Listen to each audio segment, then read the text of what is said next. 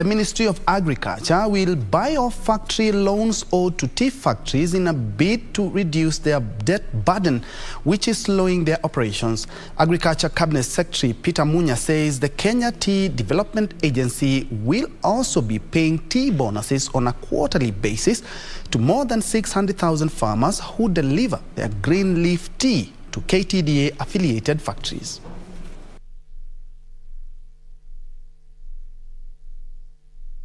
In early March, the agency released a 3 billion shilling mini bonus payout to farmers after preliminary results showed factories were grappling with debts.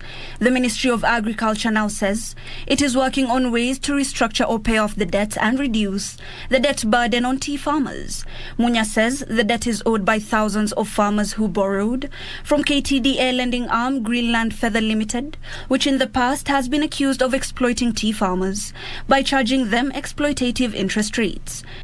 Those forensic audits will inform us on what needs to be done at the factory level to see loopholes that make farmers lose money, and also improve on management and efficiency at the local level.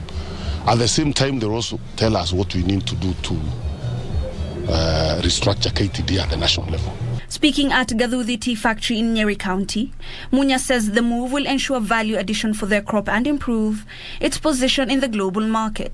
He, however, notes the reform agenda initiated by the government is still facing major hurdles due to numerous court cases filed by various entities.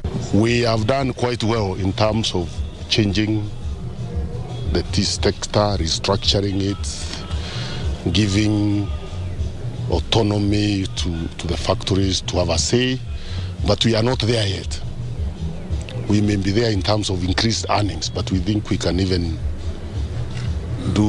increase the earnings even more if we deal with some of the local issues and some of the national issues. Setting up a minimum reserve price for processed tea, which is meant to shield the farmers from the fluctuating prices at the Mombasa tea auction. Hibak Saeed for Lunchtime News.